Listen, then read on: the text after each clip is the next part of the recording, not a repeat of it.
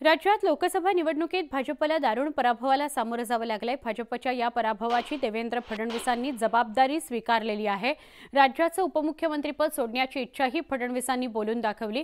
विधानसभा निवडणुकीपूर्वी पक्ष संघटनेसाठी पूर्णवेळ मी काम करण्याची भावना त्यांनी बोलून दाखवली आहे। या संदर्भात पक्षश्रेष्ठींना मी विनंती करणार आहे असंही फडणवीस म्हणाले।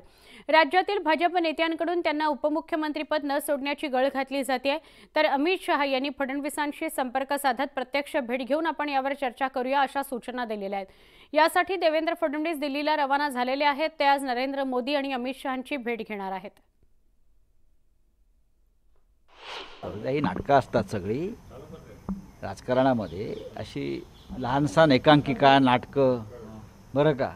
त्यानंतर बालनाट्य, हे बालनाट्य आहे।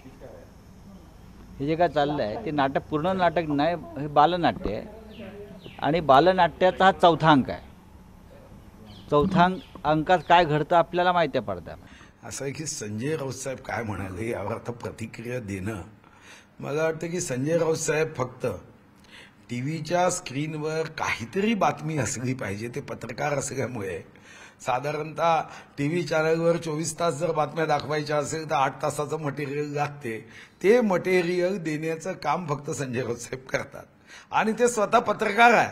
त्यांना कोणती लाईन हिट आणि हॉट होऊ शकते अशीच प्रतिक्रिया ते देतात। फक्त ते अर्थहीन आणि अर्थशून्य असते।